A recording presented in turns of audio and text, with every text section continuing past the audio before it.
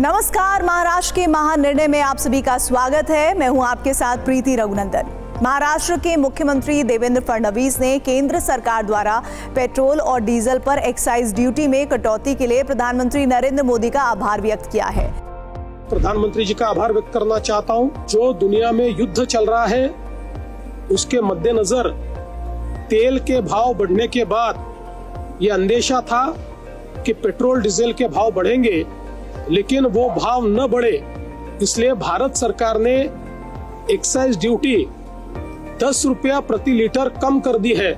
प्रधानमंत्री नरेंद्र मोदी और केंद्र सरकार ने पेट्रोल और डीजल पर विशेष अतिरिक्त उत्पाद शुल्क कम करने का निर्णय लिया है।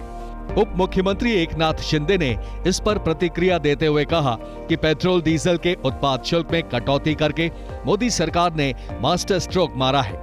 उप मुख्यमंत्री एकनाथ शिंदे ने सोशल मीडिया पोस्ट में लिखा है कि केंद्र सरकार का एक फैसला जिससे देश को राहत मिली है। देश के लोकप्रिय प्रधानमंत्री नरेंद्र मोदी जी ने केंद्र सरकार के साथ मिलकर पेट्रोल और डीजल पर लगने वाली विशेष अतिरिक्त उत्पाद शुल्क SAED को कम करने का फैसला लिया है। पेट्रोल और डीजल पर उत्पाद शुल्क में कटौती करके मोदी सरकार ने एक मास्टर स्ट्रोक खेला है। केंद्र सरकार और मोदी जी को इस जनहितकारी फैसले के लिए हार्दिक बधाई, जिससे महंगाई को काबू में रखने में मदद मिलेगी। मुख्यमंत्री देवेंद्र फडणवीस ने मुंबई में पल्स 2026 का उद्घाटन किया। इस मौके पर उप मुख्यमंत्री सुनेत्रा अजीत पवार ने कहा कि विकसित महाराष्ट्र का निर्माण इंटीग्रेटेड और कनेक्टेड हेल्थ केयर सिस्टम के आधार पर होगा। Maharashtra is truly ready for the future. Maharashtra will be among the leading states in digital health and AI-based healthcare systems. Maharashtra में 1,20,000 से अधिक सरकारी पदों पर भर्ती प्रक्रिया पूरी हो चुकी है। मुख्यमंत्री देवेंद्र फडणवीस ने ये जानकारी महाराष्ट्र विधानसभा में दी। उन्होंने बताया कि ये भर्ती बिना किसी शिकायत के सफलतापूर्वक पूरी की गई। महाराष्ट्र में मध्य मुंबई की स्वास्थ्य सेवाओं की रीढ़ माने जाने वाले लोकमान्य तिलक BMC अस्पताल के लिए 27 मार्च का दिन ऐतिहासिक रहा। मुख्यमंत्री देवेंद्र फडणवीस ने अस्पताल के पुनर्विकास के दूसरे चरण के तहत एक नई और आधुनिक इमारत का भूमि पूजन किया। मुख्यमंत्री देवेंद्र फडणवीस ने शेतकरी महासम्मान निधि योजना की 8वीं किस्त किसानों को वितरित की। मुंबई में 89 लाख से अधिक किसानों के खातों में लगभग 1,798 करोड़ 78 लाख रुपए का वितरण किया गया। मुख्यमंत्री देवेंद्र फडणवीस राज्य में प्याज उत्पादकों की मदद को लेकर गंभीर हैं।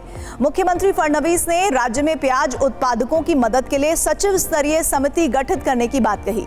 प्याज उत्पादकों के मुद्दे को लेकर विधान भवन में बैठक आयोजित की गई। मुख्यमंत्री ने कृषि विभाग के अतिरिक्त मुख्य सचिव, वित्त विभाग के अतिरिक्त मुख्य सचिव और विपणन विभाग के सचिव की एक समिति गठित करने की बात कही।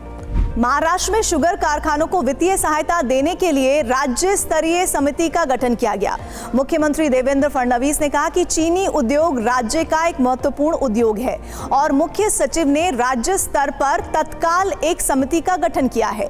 मुख्यमंत्री देवेंद्र फडणवीस ने गठित समिति को तत्काल एक स्पष्ट रिपोर्ट प्रस्तुत करने का निर्देश दिया है। नागपुर में मुख्यमंत्री देवेंद्र फडणवीस ने 31 करोड़ रुपए की विकास परियोजनाओं की आधारशिला रखी। इस दौरान विश्व शांति के लिए मुख्यमंत्री की उपस्थिति में विश्व महाआरती का गिनीज बुक रिकॉर्ड भी दर्ज किया गया।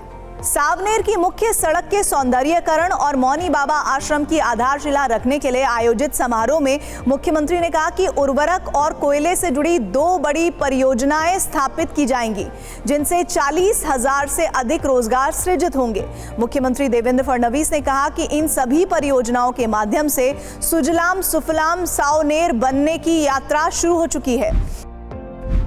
महाराष्ट्र में कुपोषण पर प्रभावी नियंत्रण पाने और महिलाओं और बच्चों के स्वास्थ्य और पोषण में महत्वपूर्ण सुधार लाने की दिशा में एक बड़ा कदम उठाया गया है।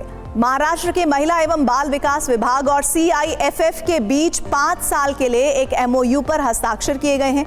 मुख्यमंत्री देवेंद्र फडणवीस ने विश्वास व्यक्त किया है कि इस साझेदारी से मातृ और बाल पोषण सूचकांक में उल्लेखनीय सुधार होगा।